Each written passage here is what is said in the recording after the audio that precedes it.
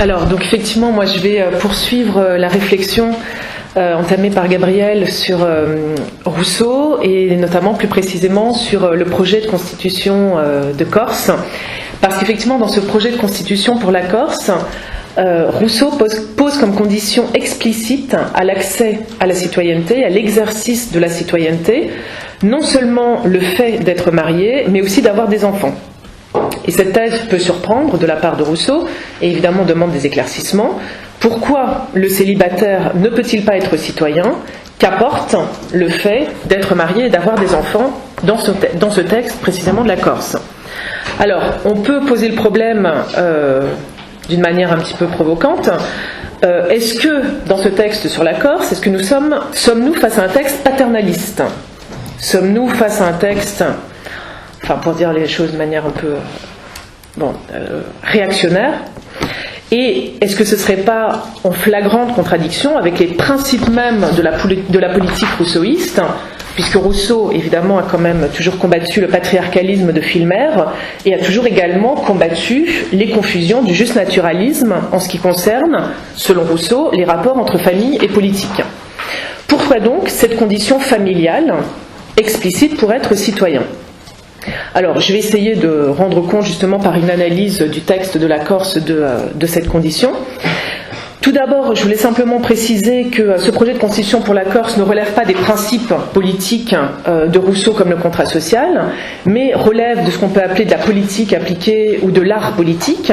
Et Rousseau répond à une demande explicite qui lui est faite, donc par Boutafoucault, qui lui demande un système de législation pour la Corse, et plus précisément de tracer le plan du système politique. Alors cette demande est faite à Rousseau suite à une mention du peuple corse que Rousseau fait dans le contrat social. Donc je vous rappelle, dans le contrat social, Rousseau disait « Il est encore en Europe un peuple capable de législation, c'est l'île de Corse. La valeur et la constance avec laquelle ce brave peuple a su recouvrer et défendre sa liberté mériterait bien que quelque homme sage lui apprit à la conserver. J'ai quelques pressentiments qu'un jour cette île étonnera l'Europe. » Alors c'est vrai que tout au long du XVIIIe siècle, de nombreuses révolutions agitent la Corse, et notamment dans son effort pour se libérer du joug de la domination génoise. Alors on a toute une alternance assez complexe entre la tyrannie de Gênes, la domination de la France, et le moment où justement les Corses se libèrent, avec notamment le général Paoli. On a également toute une littérature qui est très célèbre à cette époque-là et qui circule beaucoup en Europe de justification et de contre-justification des révoltes corses. Alors les deux plus célèbres étant les textes de Nathalie, le Di Zingano en 1736, et celui de Salvini, la justification en 1760. Alors ce sont vraiment des textes qui posent la question concrète et pratique. Est-ce qu'un peuple peut disposer de lui-même ? Est-ce qu'un peuple a le droit de secouer le joug de la tyrannie ? Donc voilà, c'est... Rousseau, quand il lit le texte, la lettre qui lui est faite par Boutafoucault, s'enthousiasme pour ce projet et il étudie avec une très grande précision l'histoire de la Corse, sa géographie, ses traditions. Et donc, Rousseau note que le peuple corse possède un caractère essentiel et remarquable, c'est-à-dire c'est une humeur féroce et indomptable, une tendance à l'insoumission, qu'il résume en un mot par un attachement viscéral à la liberté.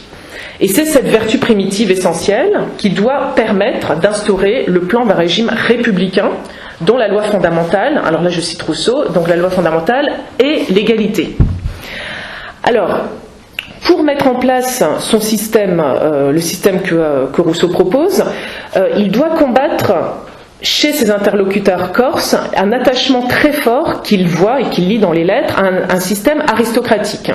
C'est-à-dire que les Corses, et Boutafoucault en premier lieu, souhaitent la restauration d'un système aristocratique qui est fondé sur la noblesse traditionnelle corse et sur un système de commerce qui a été privé justement par Gênes et qui doit permettre de restaurer les richesses, le commerce, un système mercantiliste sur l'île de Corse.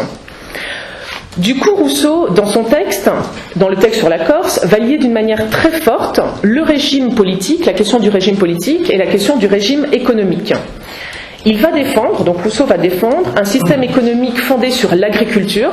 Alors c'est ce qu'il appelle un système rustique dans le texte, le système agricole, qui est pour lui à la fois, pour la Corse, la condition et le garant d'un système politique républicain. et donc système politique républicain où pourront régner la liberté et l'égalité. Et parce que la Corse est un pays pauvre, appauvri par la domination génoise, Rousseau affirme qu'elle ne pourra supporter qu'une administration peu onéreuse, et l'administration la moins chère, c'est l'administration démocratique. On a donc, pour placer le contexte justement de la Corse, une concurrence frontale entre deux systèmes économiques et politiques. D'un côté, un système rustique et républicain contre un système commercial, mercantiliste, inégalitaire et fondé sur une aristocratie de commerce. Alors je reviendrai sur cette opposition. Et c'est en fait dans ce contexte de cette opposition qu'intervient la question de la famille.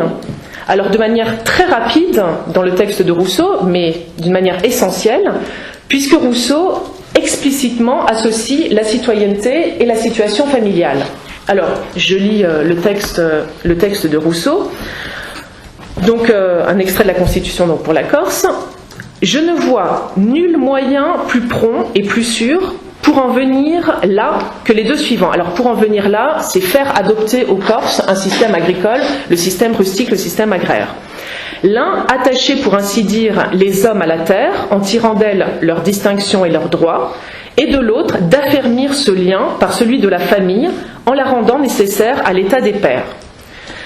J'ai pensé que dans cette vue, posant la loi fondamentale sur les distinctions tirées de la nature de la chose, on pouvait diviser toute la nation corse en 3 classes, dont l'inégalité toujours personnelle pouvait être heureusement substituée à l'inégalité de race ou d'habitation qui résulte du système féodal municipal que nous abolissons. La première classe sera celle des citoyens, la seconde celle des patriotes, la troisième celle des aspirants. Il sera d'ici après à quel titre on sera inscrit dans chaque classe et de quels privilèges on y jouira. Cette distinction par classe ne doit point se faire par un sens ou un dénombrement au moment de l'institution, mais elle doit s'établir successivement d'elle-même par le simple progrès du temps. Alors, je coupe un petit peu. Dès le jour de l'union formée et du serment solennellement prêté par tous ceux qui, nés sur l'île, rentreront dans la classe des aspirants, jusqu'à ce que, aux conditions suivantes, ils puissent monter dans les deux autres classes. Tout aspirant marié selon la loi et qui aura quelques fonds en propre indépendamment de la dot de sa femme sera inscrit dans la classe des patriotes. Tout patriote marié ou veuf qui aura 2 enfants vivants, une habitation à lui et un fonds de terre suffisant pour sa subsistance sera inscrit dans la classe des citoyens. Alors, on voit donc ici que les conditions, donc la première classe, la classe des citoyens, des patriotes et des aspirants, est directement liée à la condition à la fois la possession de la terre et la situation matrimoniale avec le nombre d'enfants. Alors, dans les fragments qui poursuivent le texte, Rousseau explicitement exclut le célibataire de la citoyenneté, et donc il dit la chose suivante: tout Corse qui à 40 ans accomplis ne sera pas marié et ne l'aura point été sera exclu du droit de cité pour toute sa vie. Alors, pourquoi cette condition de propriété et de famille pour accéder à la citoyenneté? Pourquoi même l'existence de ces 3 classes de citoyens, c'est-à-dire de ce système d'honneur et de distinction? Alors, on pourrait presque croire, même si Rousseau le rejette, mais en lisant comme ça le texte, on a un peu l'impression de la description d'un régime censitaire, un régime de petits propriétaires fonciers, pères de famille. Et je ne crois pas en fait. Je crois que ce n'est pas du tout le sens de ce que Rousseau veut mettre en place. Je pense que le système ici mis en place par Rousseau n'est ni paternaliste ni inégalitaire, mais que c'est au contraire... Oui, non mais on va en discuter. Non mais je pense en plus. Je pense, hein, mais au contraire un système qui pointe explicitement, et sans doute le plus explicitement dans le corpus rousseauiste, vers un régime démocratique et républicain. Alors c'est ce que je vais essayer de montrer, je vais essayer de vous en convaincre. Donc le texte, pour justement préciser, le texte cherche à répondre à un problème bien précis. Alors Rousseau, juste auparavant, a montré les avantages du système agricole pour la Corse, selon lui, seul à même de faire naître l'amour de la patrie. Mais Rousseau précise qu'il ne suffit pas de montrer sur un mode théorique les avantages du système rustique.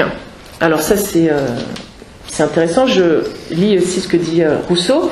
On voit aisément comment le système, donc le système rustique auquel nous avons donné la préférence, conduit à ses avantages, mais cela ne suffit pas. Il s'agit de faire adopter au peuple la pratique de ce système, de lui faire aimer l'occupation que nous voulons lui donner, d'y fixer ses plaisirs, ses désirs, ses goûts, d'en faire généralement le bonheur de la vie et d'y borner les projets de l'ambition. Donc il s'agit de faire aimer le travail agricole. Alors c'est intéressant parce qu'ici on a vraiment une indication très concrète de l'art du législateur. Il ne s'agit pas de donner, dans ce projet, de donner des bonnes lois théoriques aux Corses, mais de rendre apte le peuple corse à une bonne constitution, ce qui nécessite de lui faire adopter, par la passion et par le désir, un système économique fondé sur l'agriculture. Alors, du coup, pour faire aimer ce système aux Corses, il faut rechercher les conditions passionnelles qui seules pourront rendre le système réalisable. Il faut donc un levier passionnel. Les Corses doivent y trouver leur intérêt, c'est-à-dire s'attacher affectivement à la terre. Et donc, c'est à ce niveau qu'interviennent les considérations constitutionnelles du texte sur la citoyenneté et sur la famille. Rousseau cherche donc à attacher les hommes à la terre en faisant dépendre la qualité de citoyen de la possession de la terre et de la paternité.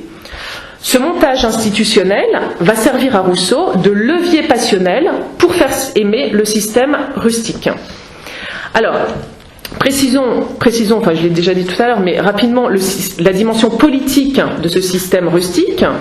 Rousseau montre en effet que ce système qu'il préconise est un système politique qui cultive la vertu républicaine par excellence, l'amour de la patrie. Alors je cite Rousseau dans ce texte. De toutes les manières de vivre, celle qui attache le plus les hommes à leur pays est la vie rustique. Donc on me demandera si c'est en labourant son champ qu'on acquiert les talents nécessaires pour gouverner. Je répondrai que oui, dans un gouvernement simple et droit tel que le nôtre. Les grands talents sont les suppléments du zèle patriotique. Ils sont nécessaires pour mener un peuple qui n'aime point son pays et n'honore point ses chefs.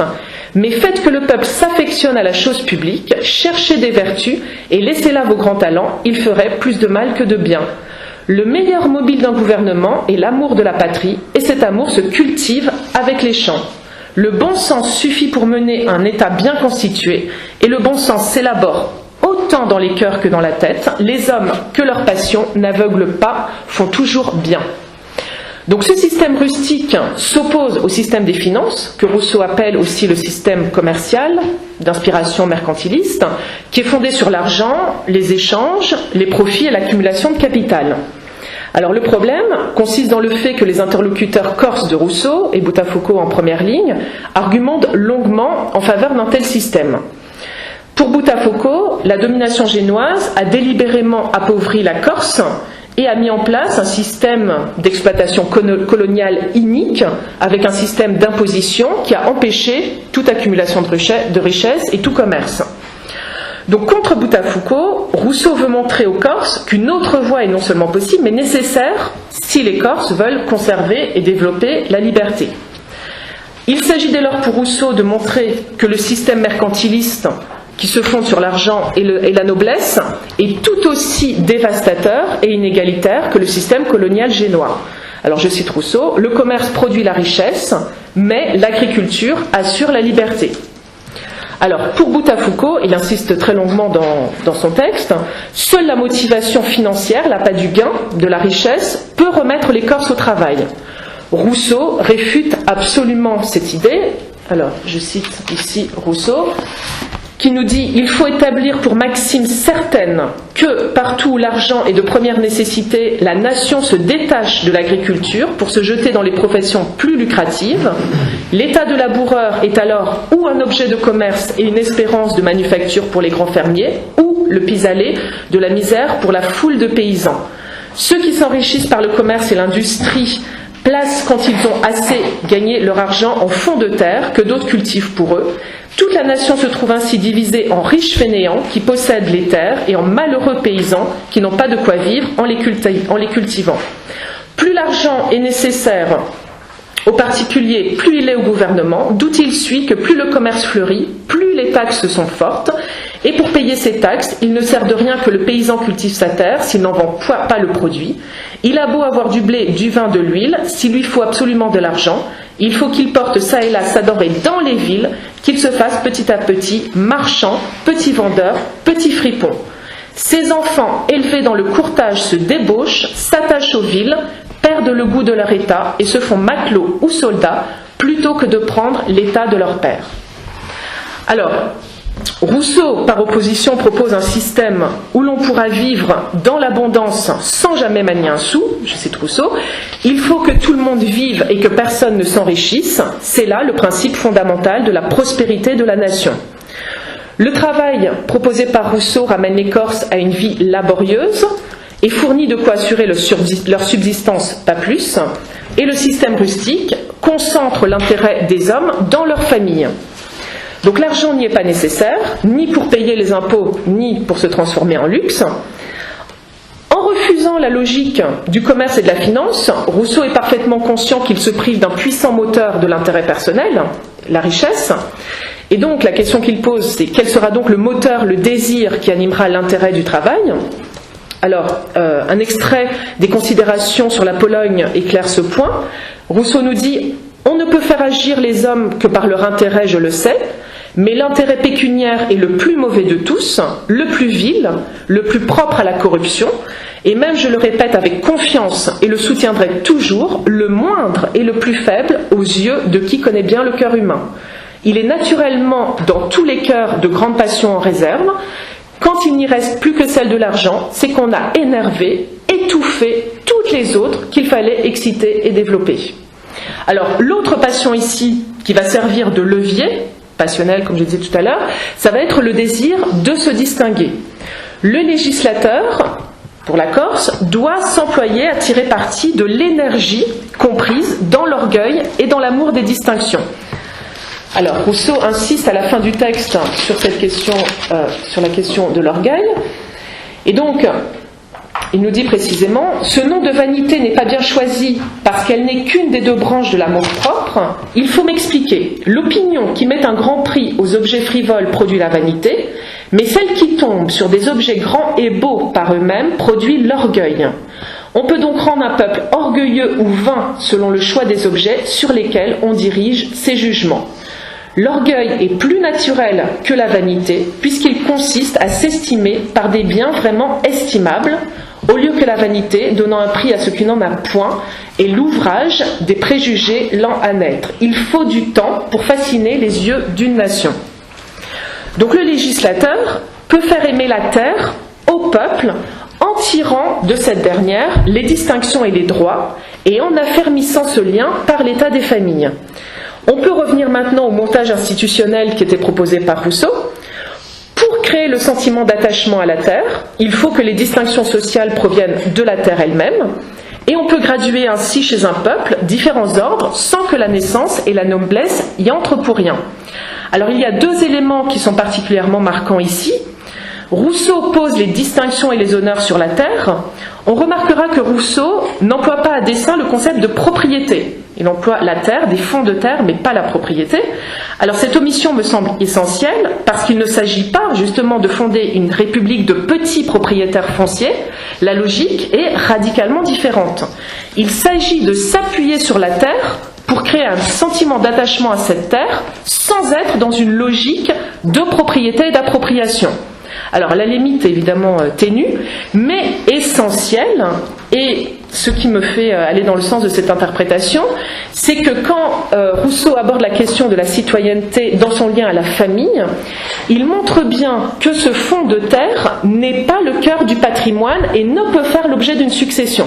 On ne peut pas transmettre les terres. Ce qui se transmet en fait à travers justement, par le patrimoine, c'est l'amour de la patrie et c'est l'attachement à la terre elle-même. On n'est pas dans une logique de cumulation, d'appropriation d'un patrimoine foncier. Donc, il ne s'agit pas de fonder la citoyenneté sur la propriété en général, mais sur la terre. Et c'est pourquoi il est nécessaire de borner la propriété. Il s'agit d'avoir un fonds de terre suffisant pour assurer sa subsistance à soi et à sa famille, mais pas plus. C'est pour cette raison que la question des bornes apportées à la propriété sont posées par Rousseau un peu plus loin dans le texte. Le geste politique et économique essentiel est ici essentiel car il met à mal le système mercantiliste. Du coup, ce n'est pas la vie d'intérêt du gain qui est le moteur du travail, mais la gloire, l'honneur dans le système rustique. Alors, quelle est cette gloire dans le système agricole et rustique? C'est bien la satisfaction de bien faire son travail, de tirer de bonnes récoltes, de se mettre au service de l'État et de mériter les suffrages du peuple. Et c'est là le travail du législateur et ensuite du gouvernement que de former de telles passions sociales, de telles mœurs, de tels intérêts. Rousseau décrit alors les Corses comme des cultivateurs heureux, repliés sur eux-mêmes, avec un attachement profond à la terre, terre qui est source d'honneur. Alors évidemment, on a un écho très fort avec sa vision de la Suisse et des Montagnons. Dans ces conditions de vie rustique, sans contact avec l'extérieur, chaque famille devient elle-même comme une école d'éducation publique, dans le sens où elle en partage la finalité, faire naître et surtout perdurer l'amour de la patrie. Les liens familiaux attachent à la terre, permettent de peupler le territoire en Corse partout permettent d'empêcher l'exode rural et l'apparition de centres urbains misérables, lieu effectivement de perte de toute vertu républicaine. Donc, dans cette perspective, la famille est le lieu d'une temporalité tout à fait particulière. Et c'est ça qui est intéressant dans cette analyse du législateur, c'est que le temps politique n'est pas seulement celui de la décision momentanée de l'événement ou de l'anticipation, mais c'est aussi un rythme lent, quasi naturel, propre à faire naître des comportements durables et à inscrire dans la nature humaine des manières d'être politiques. Et le temps familial ressort précisément de cette temporalité longue. Cette temporalité qui est propre aux mœurs et à la famille rend possible un attachement affectif à la patrie et aux lois. La famille corse, lieu des affects, de l'habitude et de l'accoutumance, peut faire naître de tels affects. Alors, on retrouve ici certaines analyses très célèbres de l'Émile, quand Rousseau disait comme si l'amour qu'on a pour ses proches n'était pas le principe de celui qu'on doit à l'État, comme si ce n'était pas par la petite patrie qui est la famille que le cœur s'attache à la grande, comme si ce n'était pas le bon fils, le bon mari, le bon père qui font le bon citoyen. Alors, dans ces conditions, il est alors essentiel que tous les hommes se marient, puisque dans cette nation corse, la famille est le lieu par lequel se perpétue l'unité de la cité. Alors, on comprend dès lors que le célibataire soit exclu de la patrie, car il ne s'enracine pas et il risque de ne pas s'attacher, les liens familiaux constituant autant de liens affectifs qui attachent dans un seul mouvement à la famille et à la patrie. Le père de famille corse tend tout entier à la patrie corse, mais il faut évidemment ajouter que ce modèle de famille corse n'a absolument rien de naturel, c'est ce que Rousseau n'arrête pas de montrer dans le texte. Il s'agit précisément pour Rousseau de la configurer politiquement, et c'est bien là l'un des enjeux essentiels du projet de constitution pour la Corse. La famille est l'un des ressorts essentiels pour faire advenir un ciment social, ce que Rousseau appelle aussi l'amour de la patrie et l'intérêt commun. Et ce ciment social est composé à la fois d'affect et d'intérêt, qui permet justement des vertus civiques. Ce qui suppose pour les Corses à la fois de renoncer à un système mercantiliste et à un système fondé sur la noblesse. Rousseau l'explique d'ailleurs très bien dans le contrat social, le petit ou le grand bourgeois des sociétés commerçantes est à ce point enfoncé dans son individualité, dans son amour-propre, que rien ne semble pouvoir l'en faire sortir, si bien qu'un tel père de famille ne transmettra absolument rien du tout, si ce n'est le culte de l'intérêt particulier et de l'amour des richesses. C'est pourquoi on ne trouve absolument pas chez Rousseau une idéalisation de la famille, et encore moins évidemment de la propriété. Si la Corse se fonde et doit se fonder sur la famille et sur la terre, c'est pour des raisons qui sont tout à fait spécifiques. Enfin, c'est ce que j'ai essayé de montrer.